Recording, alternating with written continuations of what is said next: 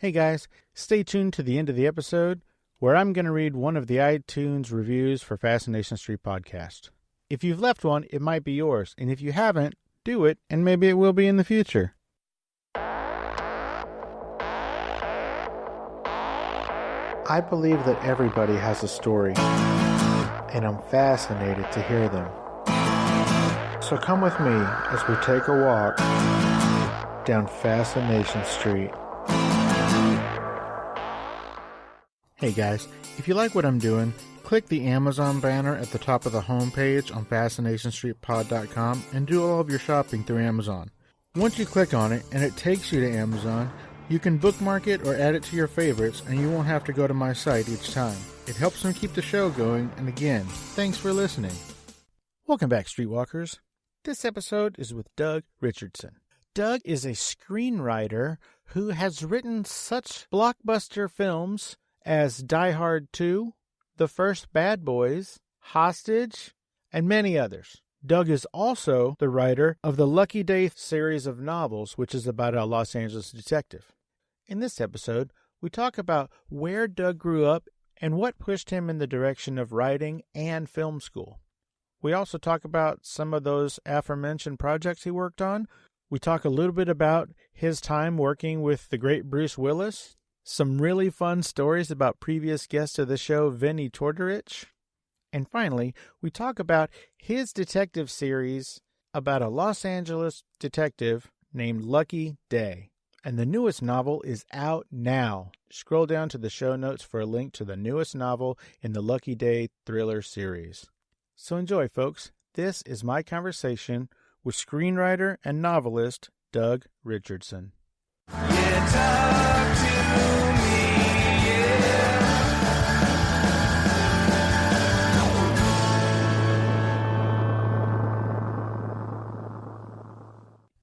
Welcome to Fascination Street Podcast, Doug Richardson. How are you doing today, Doug? Very well. How are you? I cannot complain, man. I could. All right, go ahead. Well, I just had roofers at my house for 8 hours, and it's like having gunshots going off in your ears and where you're trying to work. That's really funny that you would equate it to gunshots. It's what it sounds like. But didn't your dad create some big gun thing? Like a big gun lobby or something? Oh, yeah. He created a huge gun lobby. That is so funny. I think he did a... They used to call him Senator Boom Boom. Yeah, the Gun Owners of America. Yep, that's my dad. That's hilarious. All right, so Doug, thank you for getting rid of the roofers. I wholly appreciate that, probably more than you do. Thank you for giving me an excuse to get rid of the roofers, yeah. All right, so Doug, where were you born and raised, man? Where'd you grow up? I am from Southern California, born and semi-raised. I spent a portion of my formative years in the eastern part of Northern California, otherwise known by some people as the dun-colored Sacramento area. Gross. Which I still love, yeah. Anyway, and before I came back down here, so I'm generally, Californian, Southern Californian. So I might throw in a dude or bra somewhere, I don't, but still. I feel like I've just, made a mockery of myself. That is awesome. So you grew up the son of a sharecropper. No, you grew up... Son of a wannabe sharecropper. There you go. So probably from a pretty early age, I don't know, you were probably a toddler when your dad became a senator? Almost, not quite. I think I was 7. What do you think a toddler is? Wait, what do I think a toddler is? When they're exactly. They're toddling. I think, well, with my own kids, I think they stopped being toddlers when they went to preschool, maybe. Oh, wow. All right, or cool. Just thereafter. I don't know. Well, there you go.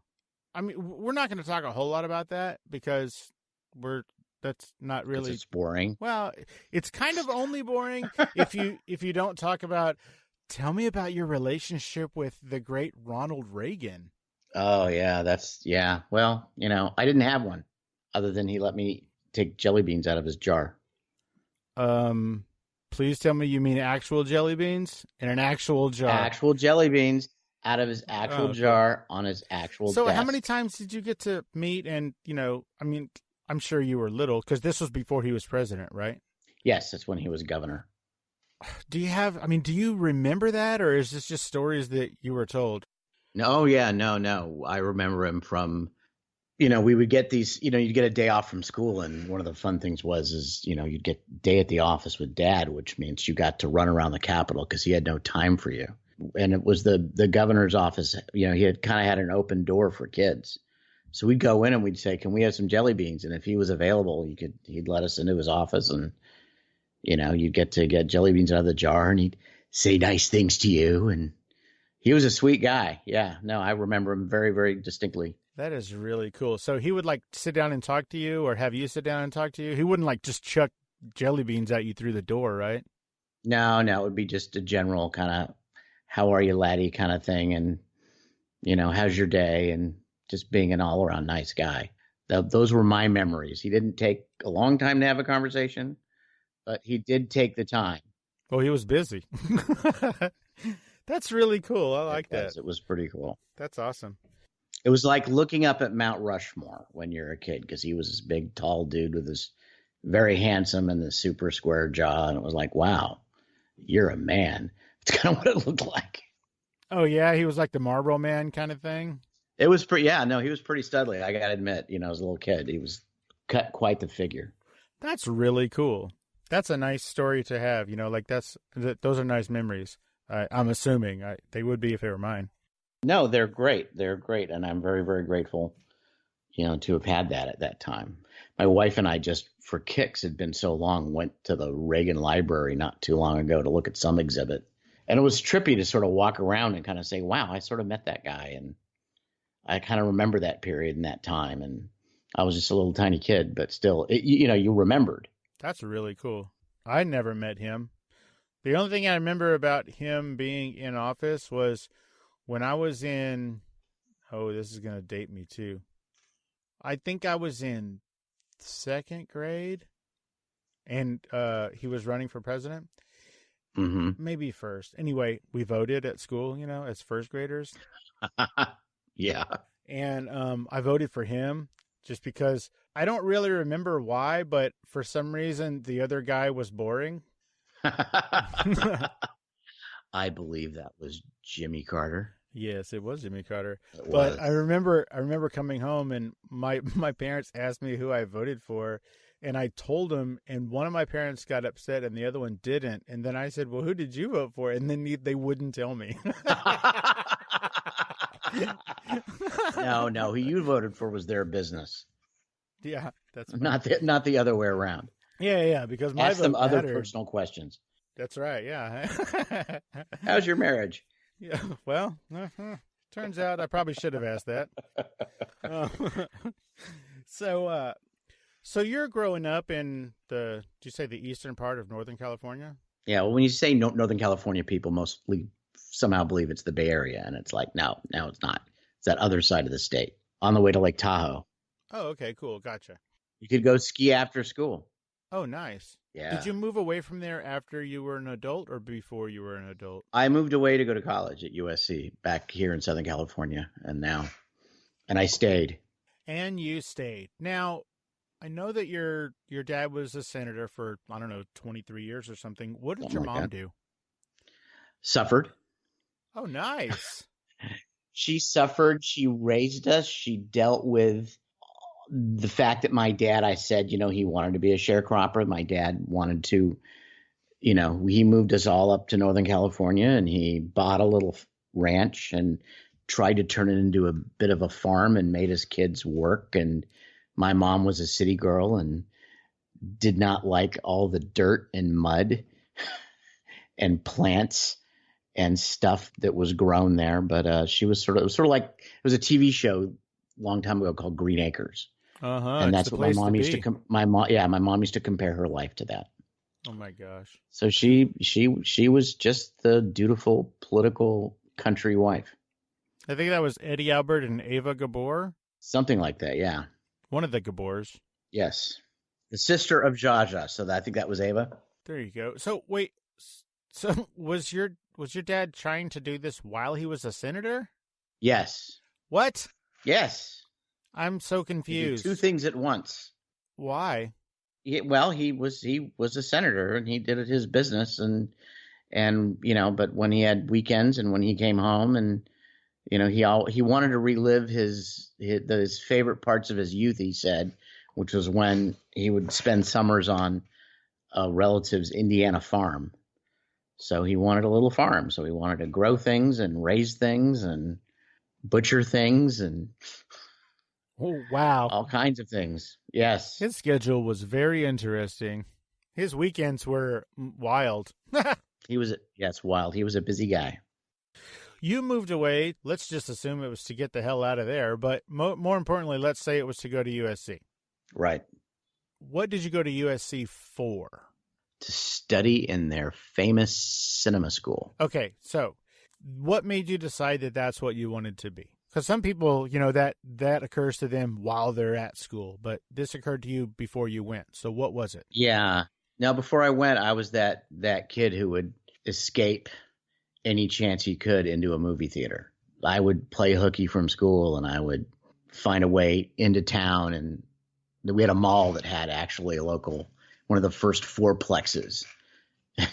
And you could just pay one fee and then skip and go from movie to movie to movie. Oh, I did that. I was just a movie geek. And I said, yeah, that's something I want to do.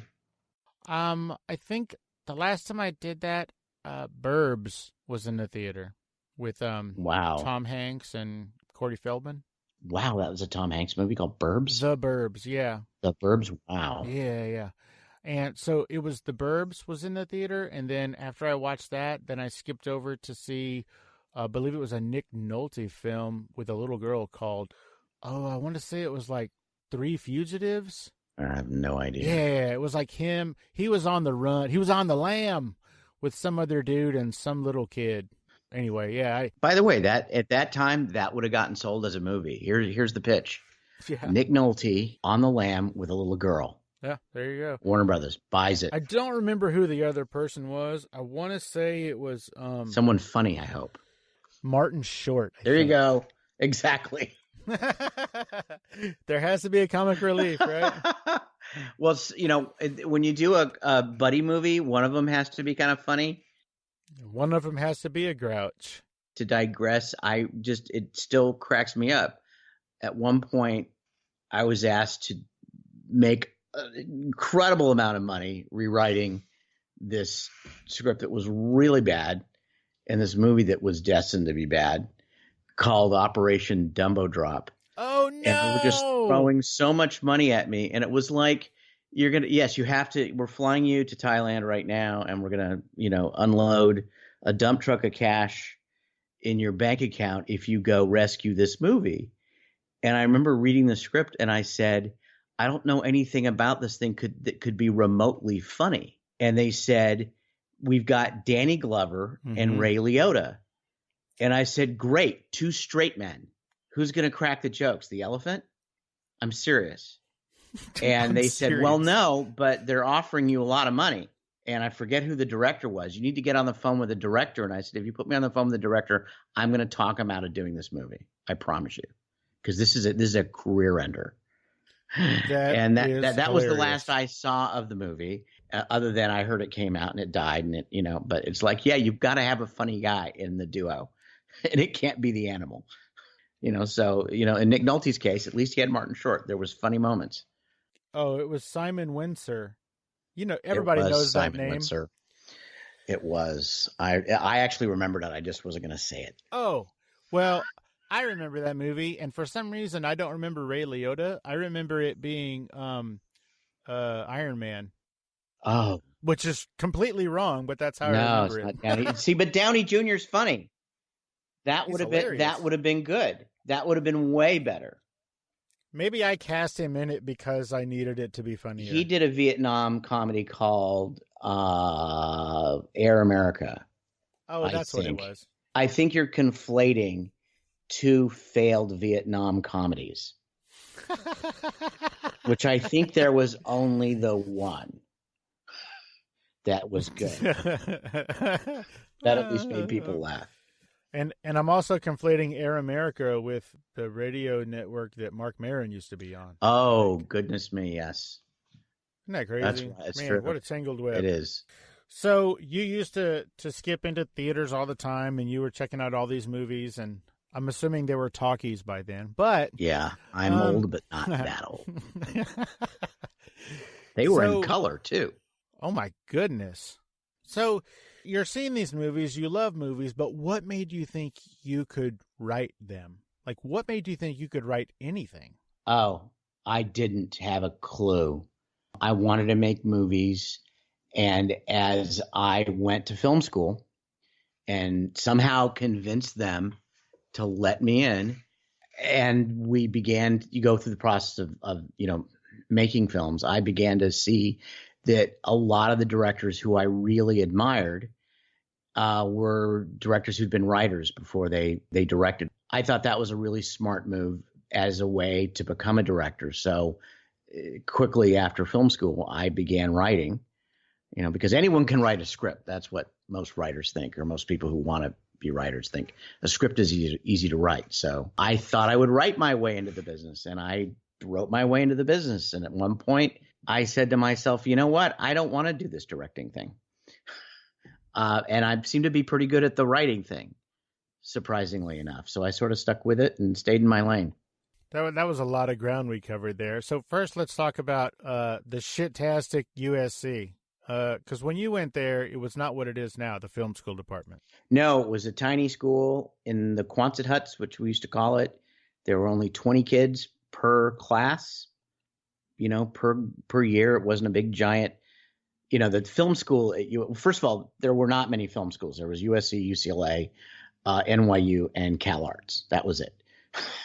And if you didn't go there, you didn't really get a real film degree. And then, now there's film schools everywhere. But the film school at USC now is this big giant thing that actually is designed and looks like the Warner Brothers executive part of the lot. It's ridiculous. It's this Taj Mahal to college filmmaking. It's like, where was this when I was there? We were in these old World War II Quonset huts, writing on the walls.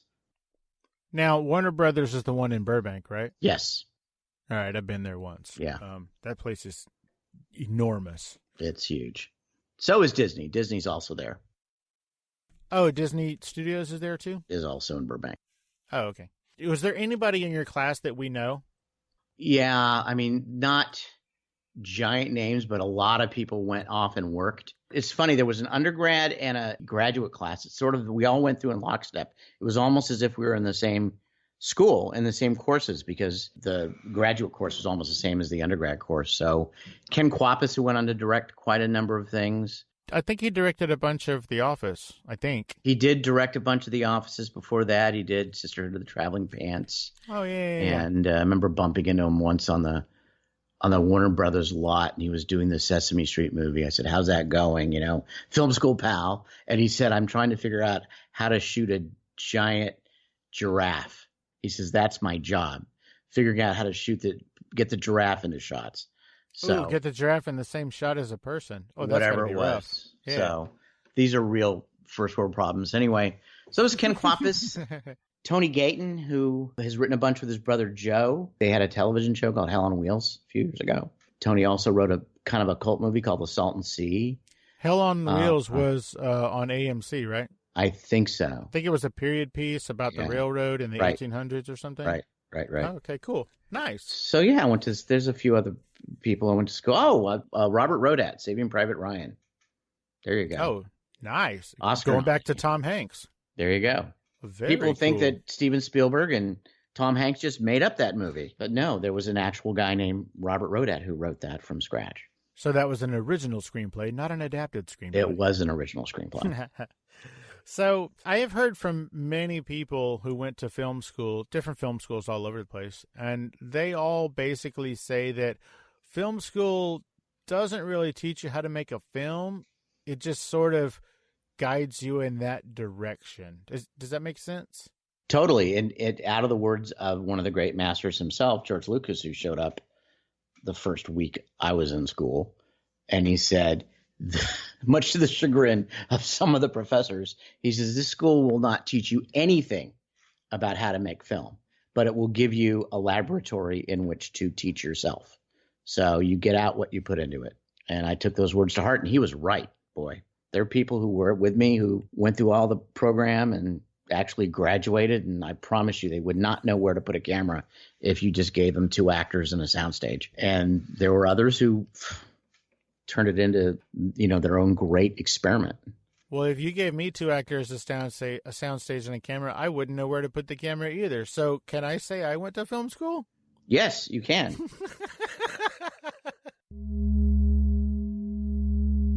Hey, Streetwalkers, here's a word from our sponsors. Let's get back into it.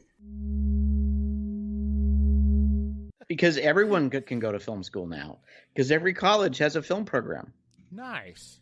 It's crazy. You can get a degree in film from anywhere, from people who don't know anything about making film. Oh, you know what? I think last week or the week before, I just heard that Matthew McConaughey is going to be teaching film studies or something at UT Austin.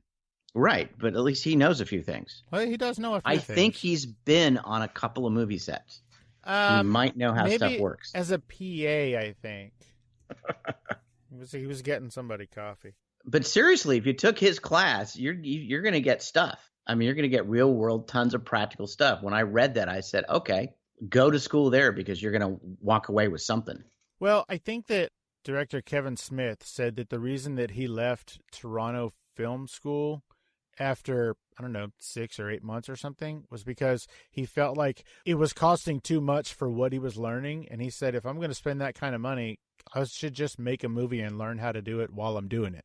Considering what people spend to go to college right now, I can't imagine. Let's just say you drop $250,000 to go to a private school, a medium ranged private school with a film program. I'm thinking, how much could you learn if you drop that money into your own film and your own production? How much would you walk away knowing? I mean, I think he's pretty right. I think he's pretty dead on. Well, I think Clerks, it cost him $28,000 to make Clerks, so he could make Clerks about 9 times. Yeah. And learn every step of the way. But would he want to? Well, now he probably would. So you're at film school and you graduate. You graduated, right? Sort of. I graduated from film school. What does sort of mean? Well, graduation from film school means you completed the film school program. And once I've completed the film school program and I had one more GE class that I needed to take to get my degree, and I knew that Hollywood especially didn't care a whit about whether or not I had a degree, I said, screw that. I'm just going to go to work. I'm not going to stick around an extra semester to take one GE class that didn't transfer from the junior college that I started at. I just moved on. I finished the film school program and moved on. Did you ever think about, I'm sure you thought about it, but did you ever go back and grab that one last class? It's funny. I've talked about it, and then I've run into people who teach there over the years. They've said, sure, you can go back and grab the class and get your degree. And then the requirements have changed to get a degree. So the classes have changed. Jesus. And suddenly that became 2 classes. And then eventually someone I knew looked into it and they said the classes that I was going to be missing, because now the program had an actual writing component. When I was there was like barely a writing component. So they actually said I would have to come back and take a screenwriting class, which I thought was awesome. I was like, yes, let me come back and take that class and let me sit in there and just throw rocks at the teacher. This is after I've made a number of movies. I was making a really good living. I was like, please, yes, I want to go back to film school and take a screenwriting class and just hear what they have to say. Bring on the guest lecturers. Oh my gosh, you should make that short film, but instead of throwing rocks, you should print out the script for Hellbent and back, and then just wad up page by page and just throw it at them. And then finally the short film culminates into this teacher losing their shit going, what are you doing? And then you explain to them why that script is important. Yeah, but it still never got made. Just words on paper. Yes, there was a lot of bank, but just words on paper that nobody read other than snooty showbiz people.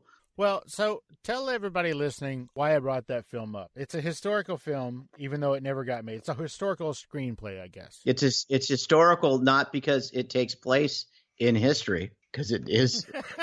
It is a World War II action comedy. It is important in the lexicon of Hollywood movies because it was the first screenplay to be sold for $1 million. And the dam broke, and then everyone made more money than that after. It was the first one, but almost as important as how much it sold for was who bought it. The cheapest company in town, which was why the movie didn't get made. Once they saw the price tag of the movie, it was crazy. So I wanted to ask you about that. So back in the, 70s and 80s, record companies, when they were a thing, they would sign an act to, let's just say $1 million contract, and then they would shelve them. And the whole reason they did that was because they had a similar act that they were ready to push and get behind. And they didn't want this one stealing the thunder or whatever, or getting in the way. So they'd buy them basically just to shelve them to get them out of the way. Otherwise known as Warner Brothers. Yeah, exactly.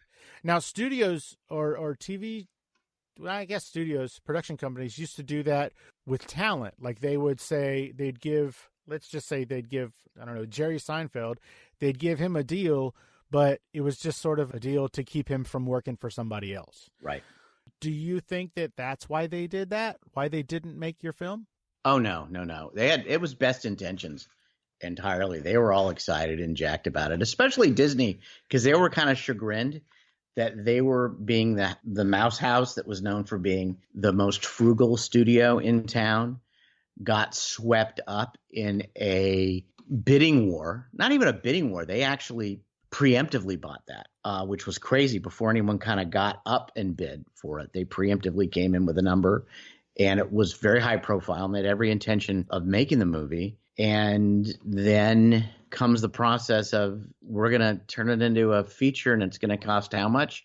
And at that time, the idea of spending $40 million on a movie, which today is barely a medium budget. But in 1990, that was a lot. And Disney kind of went, wow, can we make a World War II movie for $20 million? And can you guys cut the movie in such a way where it can... we don't need as many tanks. It was harder to do then because CGI wasn't as popular as it is today, which would have solved a lot of problems. But yeah, they just sort of couldn't figure out how to go out and do it. So they kept trying to develop it into something cheaper. Now, by way of comparison, folks, Disney has probably spent $40 million in advertising on each of their last 20 films. Oh, at least. Right? At least. Oh, yeah. The Marvel universe to support a Marvel movie. Well, and even the Disney ones, Yeah. like they're doing, they did, The Lion King and True. the one with Belle and the Yeah, Beauty and the Beast. Even Marvel and Star Wars aside, they're spending that kind of loot just on like whole Disney. Yeah, $40 million in P&A is like 10 years ago. Isn't that crazy? Yeah, it's crazy. P&A, which is prints and advertising for all you people. Prints and advertising, as it turns out, has become its own line item for investment, as in there are people out there with investment cash for studios to buy or ask for that money only for their P&A. Wow. They actually finance out to other people some of their P&A because there's ways to slice and dice that into money for the investor cap people. It's nuts. It's like, wow, and if you're talking about that kind of money, you're actually looking for, we've got the movie made, but now if we can raise the money for our P&A, and then they come in and goes, well, okay, I'll do the domestic P&A, but you got to get someone else to do the foreign P&A. Yeah, they farm all that stuff out. It's crazy. You want to make money, you be an accountant, yeah, no in this kidding. business. So that goes back to what we were talking about a couple of weeks ago, guys, when we had Vinnie Tortorich on talking about Fat, a documentary, and we talked about how there was really no advertising budget. That sort of goes along with what we were talking about back then. Now, Doug, what did your parents want you to be when you grew up? They wanted me to be self-sufficient. Really? That was their only? Yes. I think generally a good person. I think that was on their list. Someone who wasn't going to drain their finances, someone who'd be willing to move out when he was 18. Sure.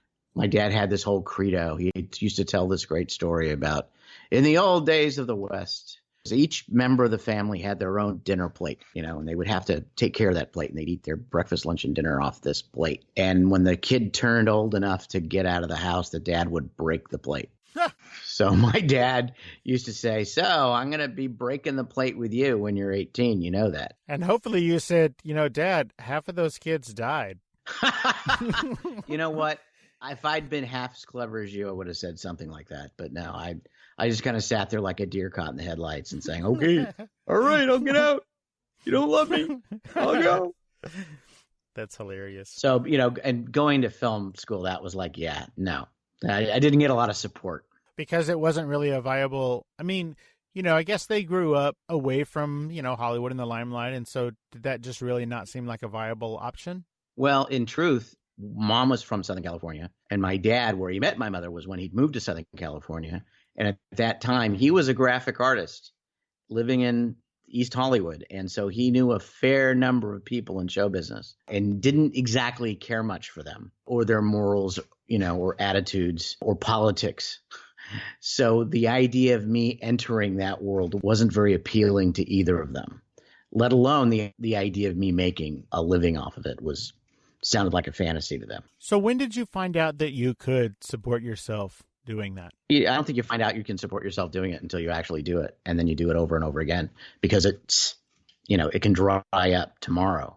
So, I got a job, I got my first job and I was making money as a writer and because I was thankfully at a young enough age to sort of know and had trusted my own ability and have just this big, fat, optimistic view of the world and what I could do with it. I certainly didn't think of the possibilities of failing. And maybe because I was terrified of my parents, or at least my dad, pointing the finger at me and saying, see, I told you that was a no good business. I just didn't look back, but it was sort of like when I was in it, and I'm still in it and I'm very grateful. So to speak, at least I still make a living as a writer, but wow, it can leave you in a heartbeat if you don't treat it right.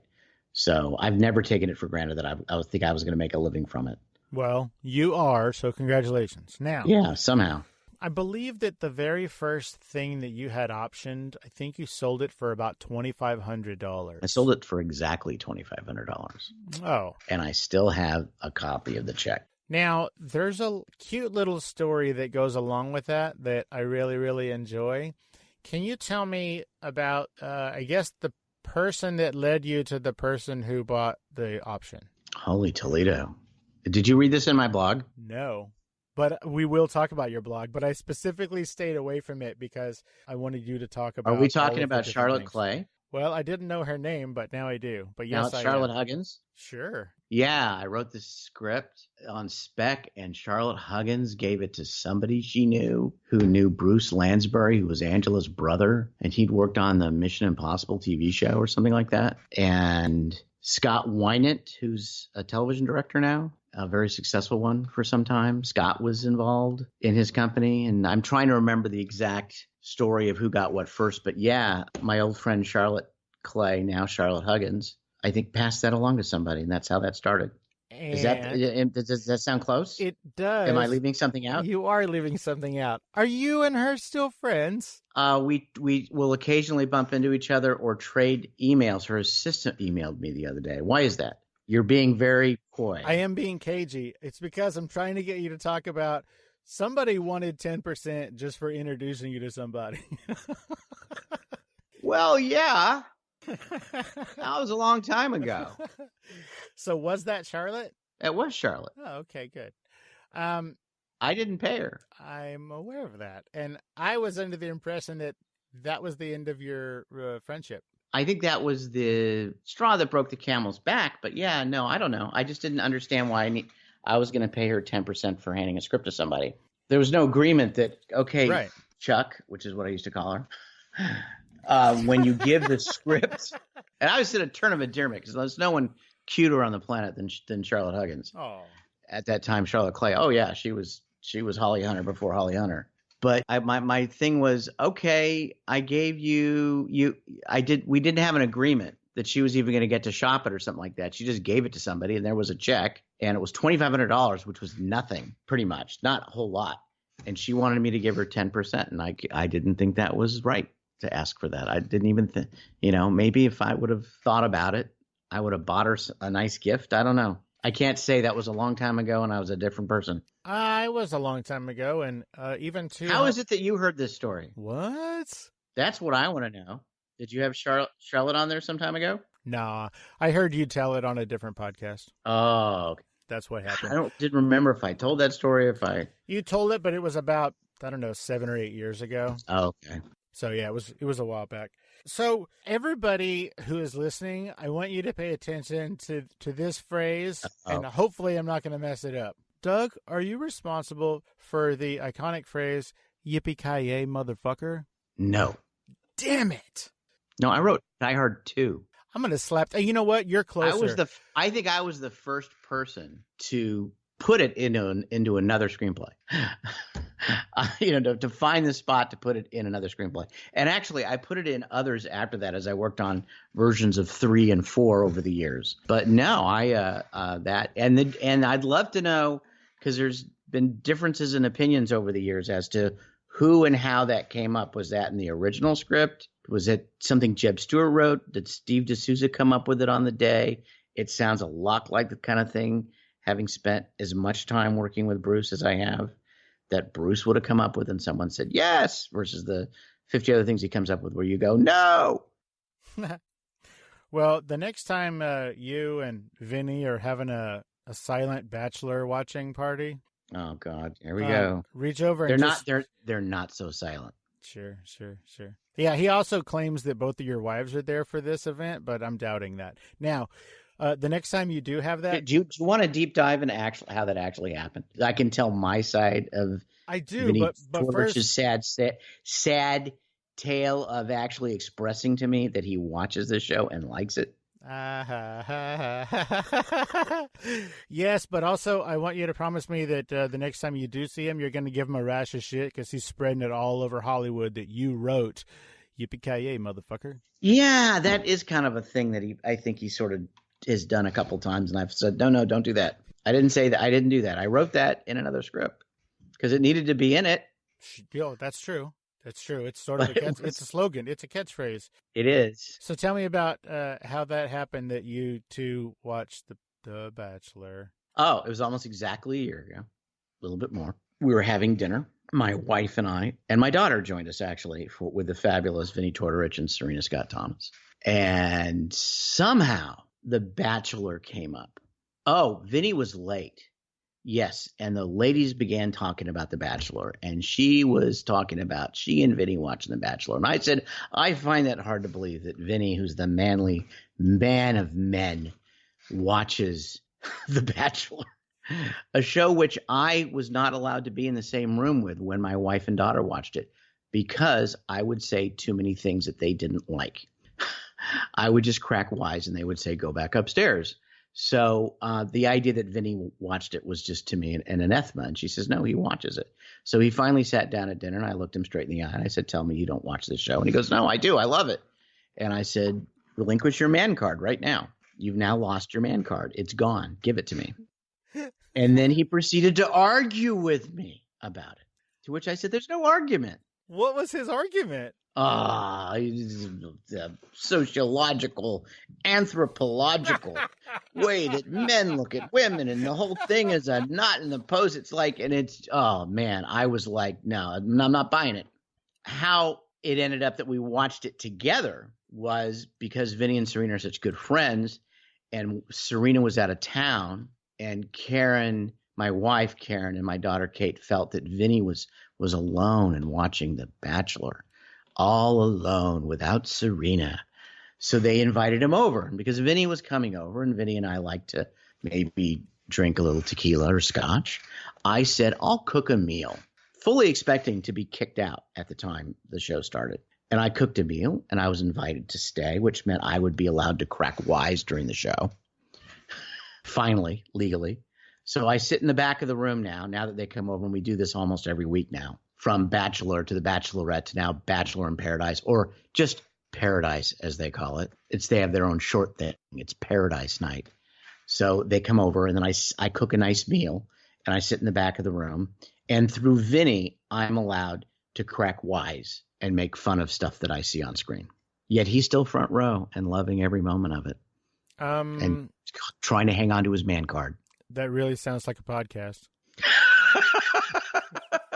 What, a Vinnie Tortorich podcast or a whole new How to Hang On to Your Man Crush? A whole new one, like where you're just ragging on The Bachelor, like watch and listen. Oh my gosh. It's the worst thing. It's the trashiest, worst television ever. Oh gosh. I get amusement out of it now only because of Vinny and through Vinny. When they're not here to watch the show, do I watch it without them? No. And they come over and they say, oh man, did you see last week? And I'm saying, of course I didn't see last week. You guys weren't here. I don't watch the show. I have no interest in watching the show. That is awesome. It is true. Every word of it.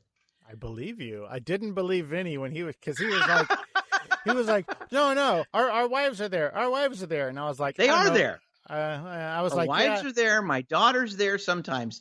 Their daughter's there sometimes. There's lots of people. My daughter's friends. Well, I think house guests. The first time he tried to sell it, it was our wives. We get together and our wives watch this. And I was like, do you get together and just your wives watch this? And he was like, no, they're scotched. I promise. And I was like, well. Yep. They're scotched. And Vinny and Serena and Vinny. Hey, Streetwalkers. Here's a word from our sponsors. Let's get back into it. Vinny's into it. He has a very strong explanation to his masculine reasons for wanting to watch it / analyze it / ridicule it. I mean, he is the world's angriest trainer, so maybe he's just weighing them all with his eyes. Right. He's silently judging them. Checking out their nutrition. Look at them. Are they actually eating carbs on camera? They're going to be fat next week. Oh, my gosh. You know what I wish? I wish just once one of the bachelorettes was just a conch shell, and then we'll see how excited Vinny really gets. Our conch shell, which he signed, because we got one, because we invested in our friend's movie. It's in the guest bathroom, and when Vinny comes over, it's the first thing he visits. Yeah, I bet. He now just says, I say, where are you going? He says, I'm visiting my conch shell.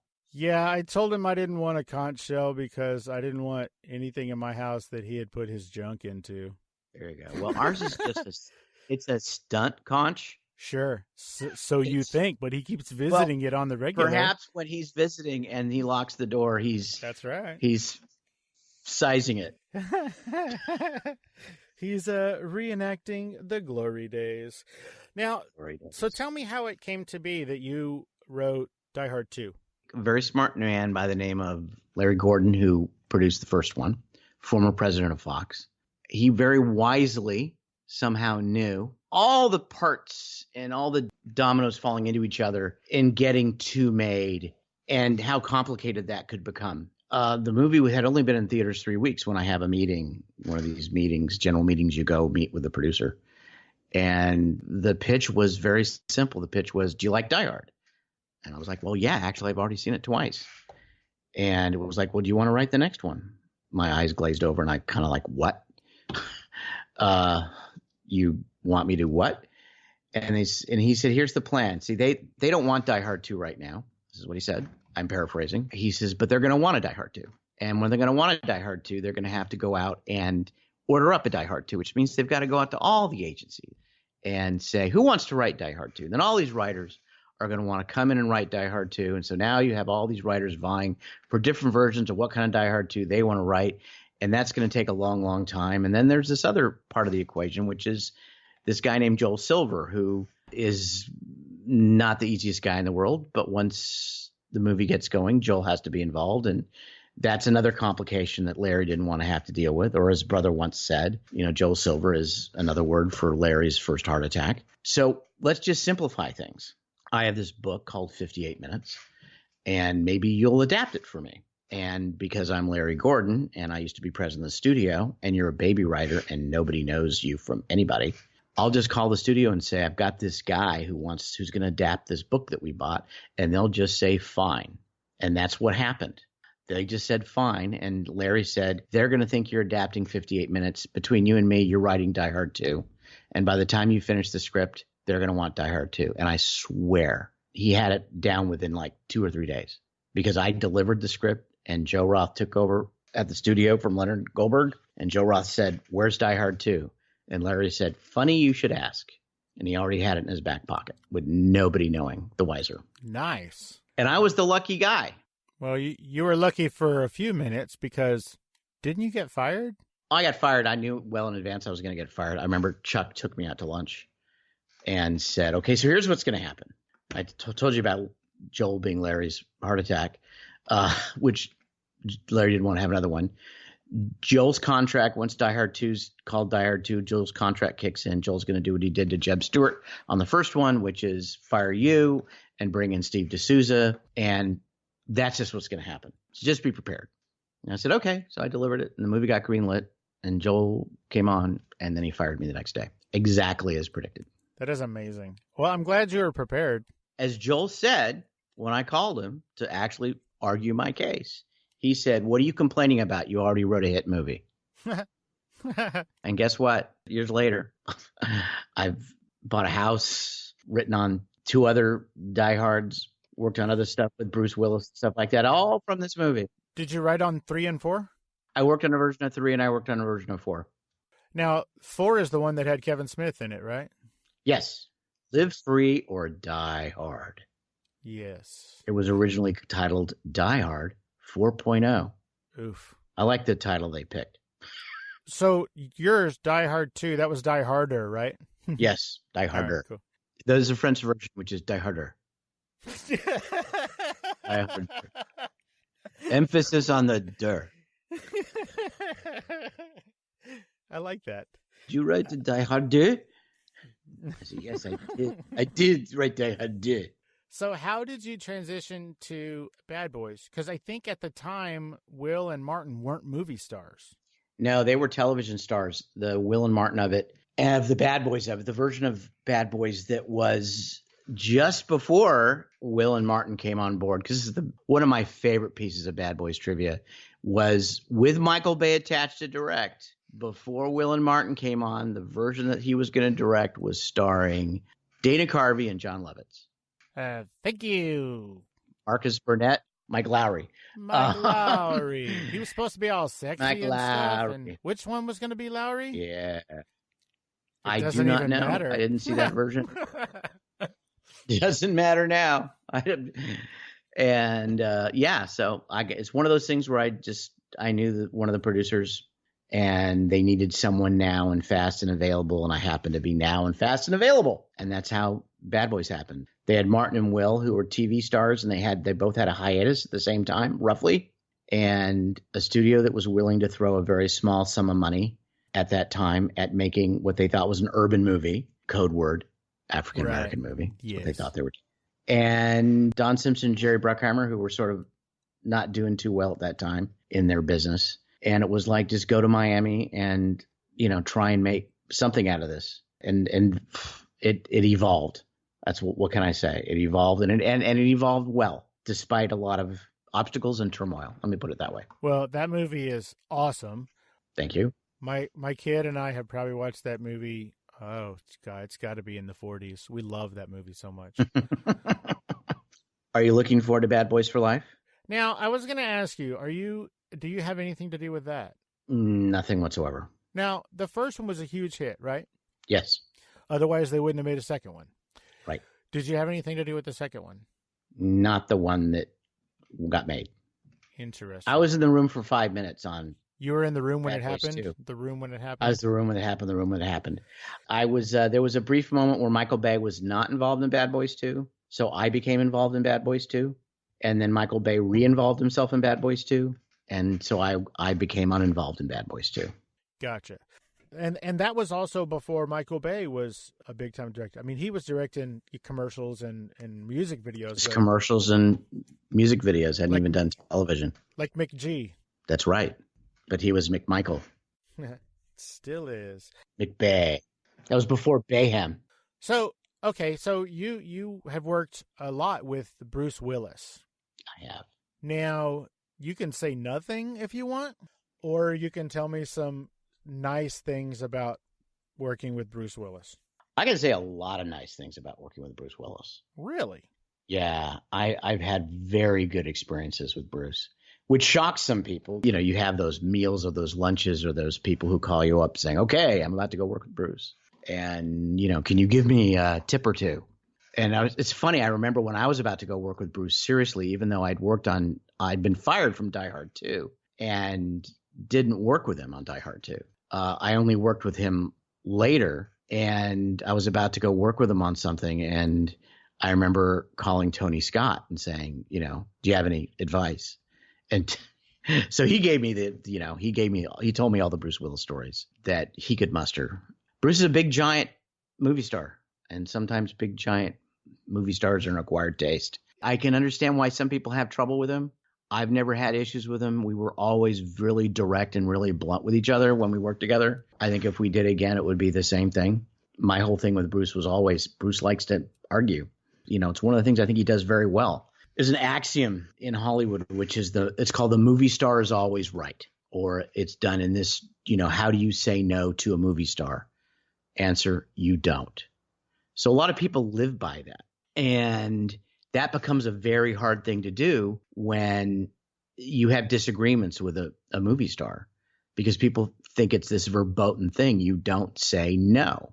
You don't say you can't. You find ways to cajole, and you find ways to convince, or you talk to their people. You know, there's all these different strategies on working with a movie star. You don't say no to Tom Hanks. You don't say no to Bono. You don't, you know, whoever these big stars are in the world. I don't know how to do that. And I've never been able to do that. And I've never been able to succeed in being politic. So my relationship with Bruce was to say no, or I don't like that, or that's stupid. And then we would argue. You know, we would have fights. Sometimes we'd be on the phone at 3 a.m. arguing out something. But Bruce just likes to I would tell people, just get up to your elbows and fight with Bruce. It's fun. It's, you know, he's cool with it, and he respects a strong argument. So I always got along great with him. We had a lot of great fights. We had some I won, some we lost, but it was always and I think still would be a really good experience if we decided to do something together. I can't speak to his experiences of other people with him. I've heard stories, some positive, some negative, but even when things were really crappy between me and Bruce, as far as the product goes or what we were working on, it was always cool. We always sort of knew and respected where we stood. Gotcha. Who would win in a fight, Bruce Willis or Lucky Dey? Oh, Lucky. Bruce is an actor. It's that great argument. I love Quentin Tarantino's argument. The Once Upon a Time in Hollywood with Brad Pitt and Bruce Lee. That character, I forget Brad Pitt's character's name. Cliff Booth. That's it. You know, who would win, Cliff Booth or Bruce Lee? Quentin says Cliff Booth, of course. Why? Because he invented him. I invented a character who could beat Bruce Lee. He's a fictional character. Of course he can beat Bruce Lee. You know, that's what's really cool about it. So if me and Bruce, he'd take me down. He'd just scowl at me. I would just kind of quiver. Nice. He'd say chuffa. Yeah. So tell me about when you decided to write novels. I know I've kept you for a while, but I want to wrap up. I want to end on these novels. Oh, this has been fun. I decided to write novels. You know, you asked that question a little while ago about directing, and it was a strange thing. I wasn't ready to direct for a number of reasons. I just wasn't sure. I was working on projects to direct. I was in those positions where they said, you know, hey, they really want you to direct. Why don't you bring them something you want to do? And for some reason, I took this weird left turn and I wrote my first novel. And in doing so, all that yen to direct went away, just vanished with one book. I even went to analyze it once I was talking to Larry Kasdan, and he was asking about writing it. And I told him, I said, my yen to direct is gone. And he said, of course it's gone. The whole point of directing is control. And when you write a novel, you're not only the writer, you're the actor, you're the producer, you're the set dresser, you're the art director, you're the costumer, you know, you're the editor, you're the whole nuts and bolts.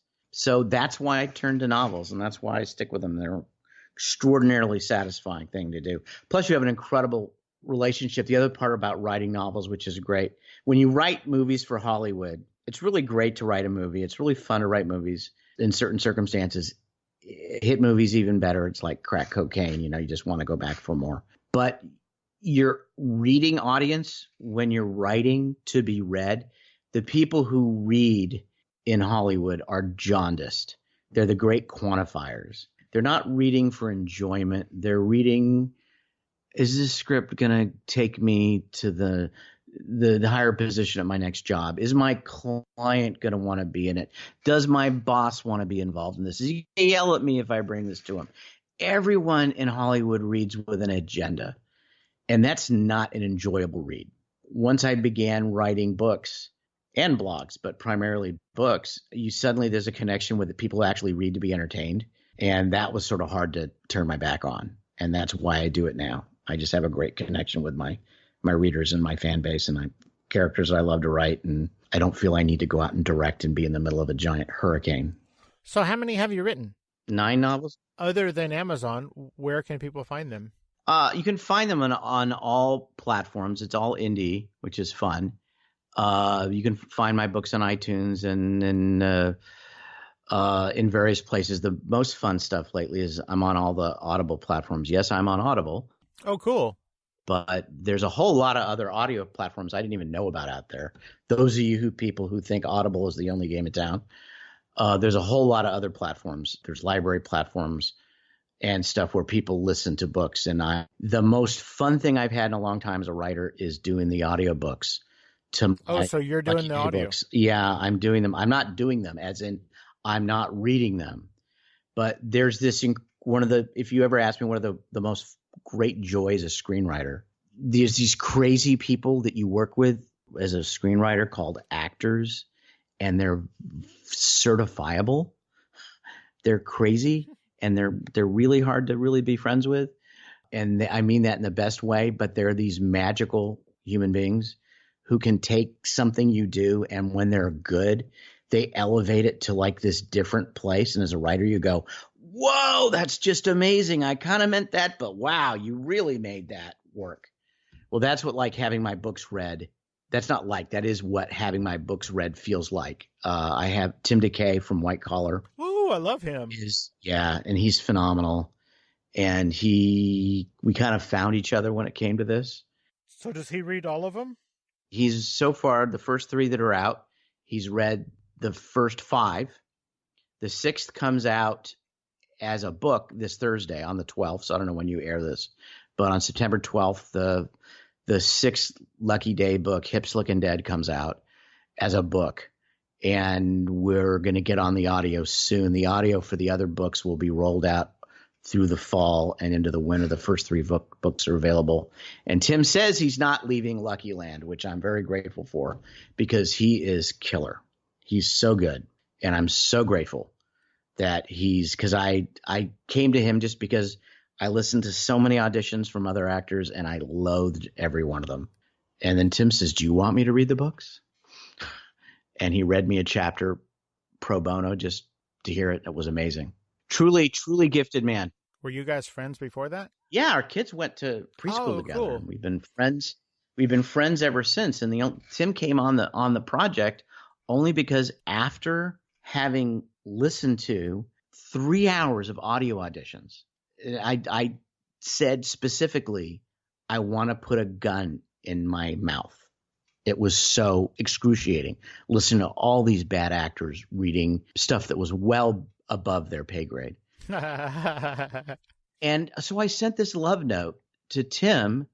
I think this is the first time I'm saying dude, but I actually think I said this.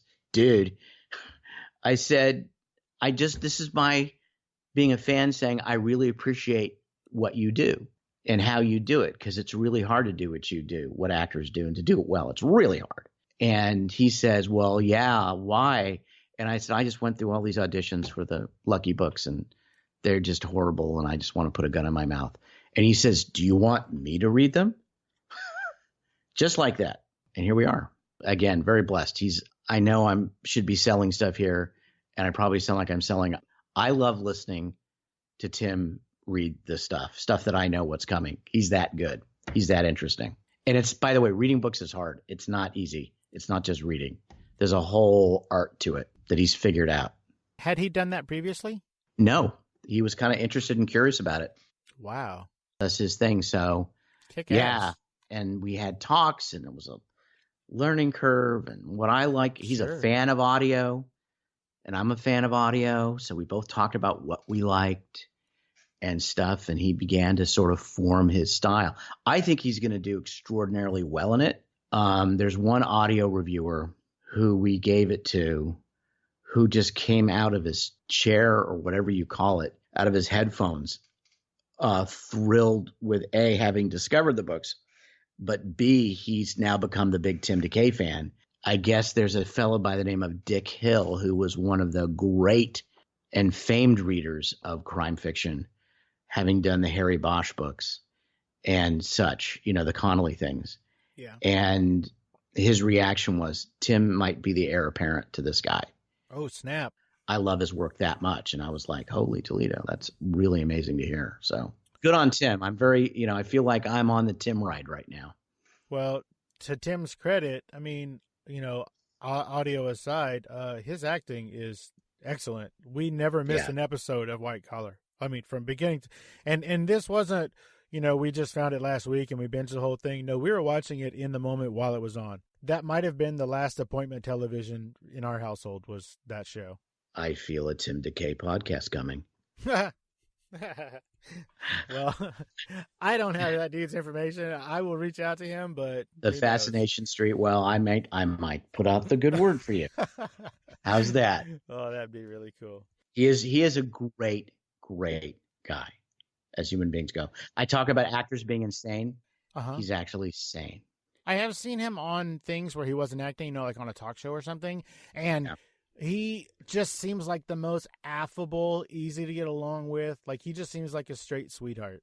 One of the great people, great human beings. Just a good guy, great father, great dad. He's married to a great lady, and he's got his priorities and stuff right in the world. In a business where most people, I would have to say, kind of have their priorities and such in the wrong places.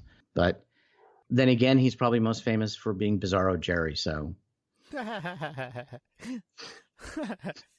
well, it's nice to hear that he's a good dude.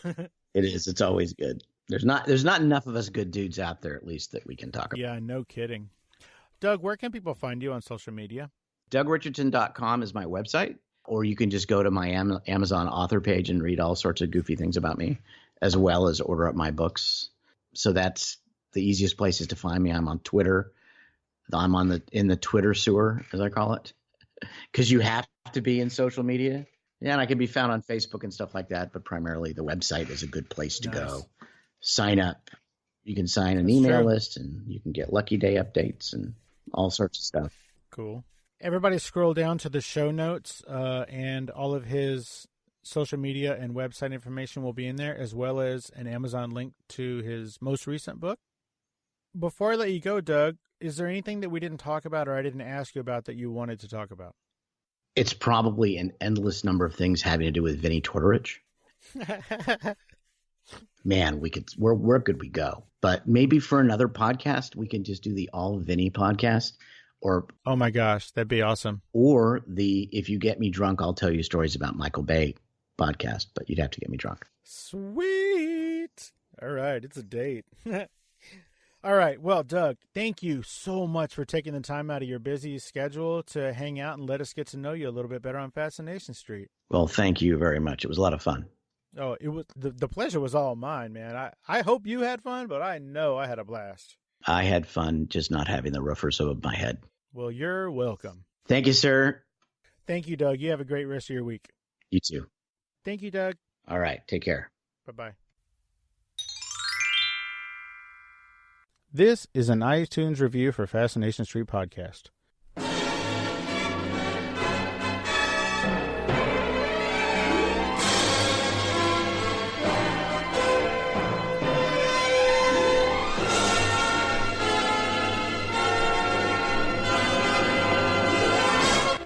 This one is from Lisa Roysum. It says, "Great guy!" Exclamation point. Steve is a great guy to talk to as well as listen to. As an interviewer, he really draws you out with fun and compelling questions, and as a very shy person, he was able to make me really let my guard down, and I had so much fun talking with him. He has a wide, diverse group of people who he has interviewed, and every single story is packed with interesting stories and often a lot of laughter. He's a natural with people. Thanks, Lisa. I enjoyed talking to you too. And if anybody hasn't checked out Lisa's episode of Fascination Street Podcast, go back and check it out. It was one of my favorites. It's a pretty good one. That was a 5-star iTunes review for Fascination Street Podcast. Rate and review Fascination Street Podcast on iTunes, and maybe next week I'll read your review.